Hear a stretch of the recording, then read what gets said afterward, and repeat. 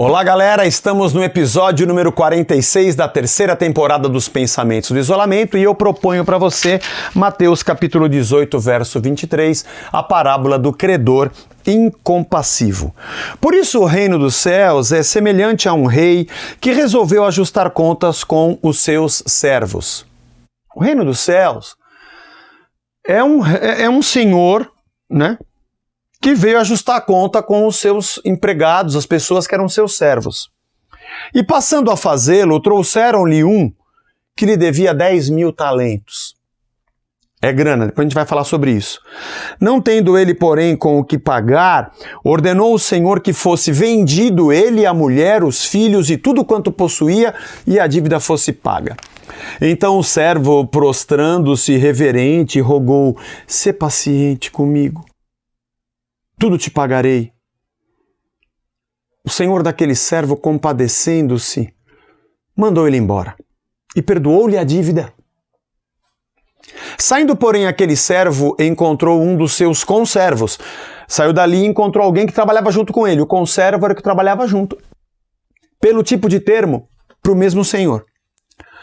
E lhe devia 100 denários. E agarrando-o, sufocava, dizendo: "Você vai pagar o que você me deve." Então o conservo, caindo-lhe aos pés, lhe implorava: "Sê paciente comigo, e eu te pagarei." A mesma frase que esse aqui disse para o patrão, um amigo dele disse para ele.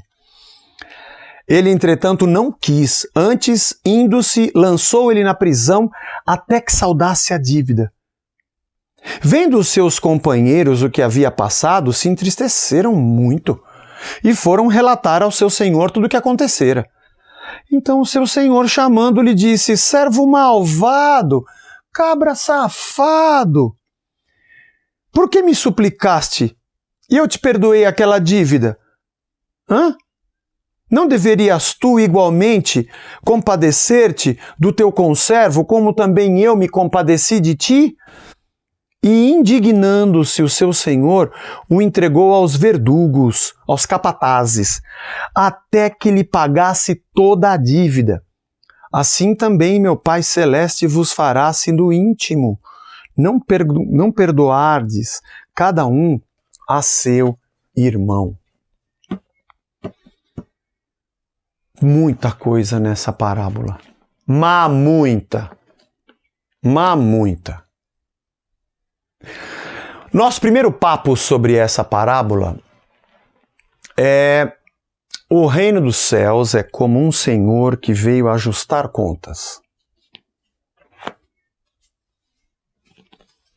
E ele chegou para o seu... Esse senhor é Deus, tá? Parábola. Jesus está exemplificando, o que Deus vai fazer conosco. Exemplo. Ele veio para ajustar contas. Muita gente bota essa ênfase como sendo a ênfase do reino. É um Deus que vem para punir. E a religião, ela funciona debaixo de um cetro e um tacão de medo e culpa. A religião funciona com um auditório que é mantido sob medo e culpa.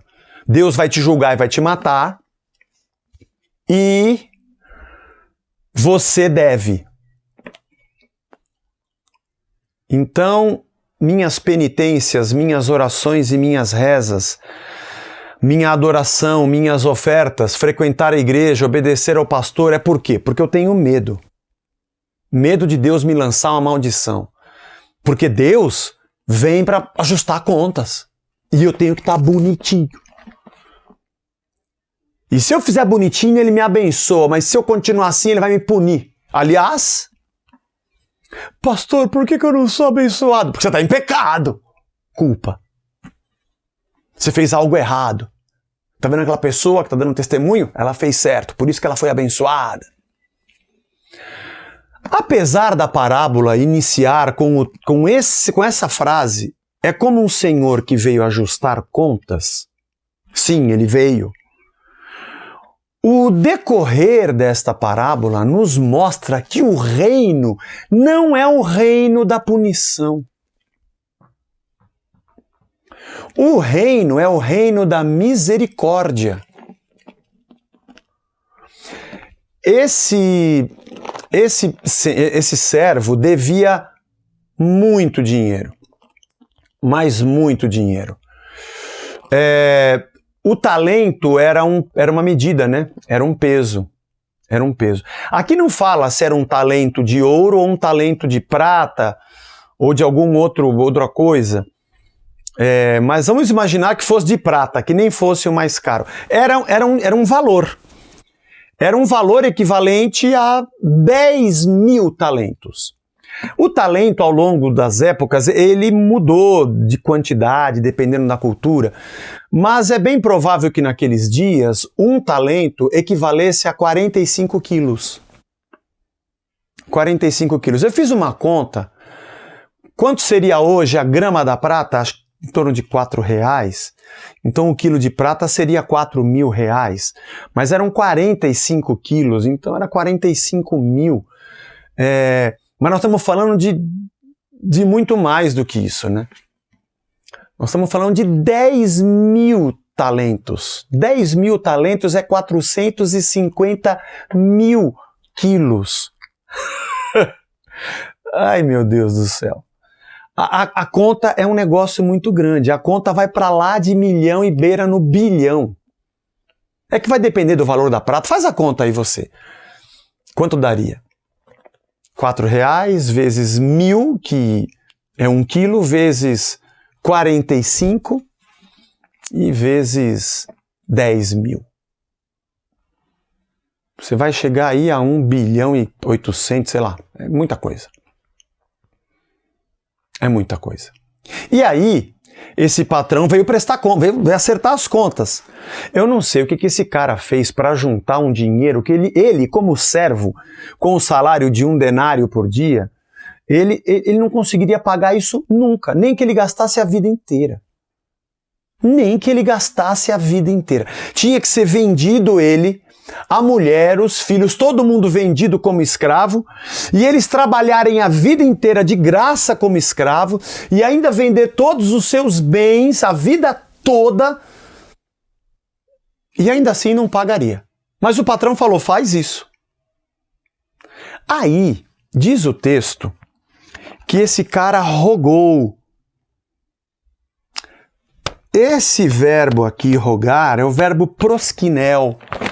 É o mesmo verbo que a gente usa, que também em outro campo semântico, ele significa adoração, quando a gente adora a Deus, né? Jesus usou aqui essa mesma palavra para indicar uma prostração desse servo pedindo perdão ao seu senhor.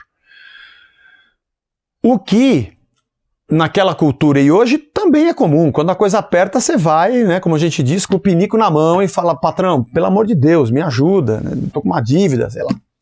Ou para um credor que você tenha, né? Mas enfim. E ele disse, tenha paciência, que eu tudo lhe pagarei. O que esse servo pediu? Me dá tempo, seja paciente, espera, que eu vou dar um jeito e vou pagar. Mas o texto não diz que esse patrão é bom porque ele deu tempo. Tá bom. Eu vim para acertar as contas. Eu quero os 10 mil talentos, que a gente não sabe se é prata ou se é ouro. Mas se fosse prata, que nem era o mais caro, já era impossível pagar. Imagina se fosse ouro. Eu quero a minha grana. Ai, como ele é bom. Ele me deu tempo. Não. Diz que o patrão se compadeceu. Alguma coisa se moveu nas entranhas dele. E ele olhou para a aflição daquele homem, pensou na família, nos filhos e falou, vai embora. Ele não deu mais tempo para ele pagar, ele perdoou a dívida. Ele perdoou a dívida. O centro desta parábola não é o patrão que acerta contas. O ensino do reino não é o Deus que vem vingar. É o patrão que vem perdoar. É o patrão que vem liberar.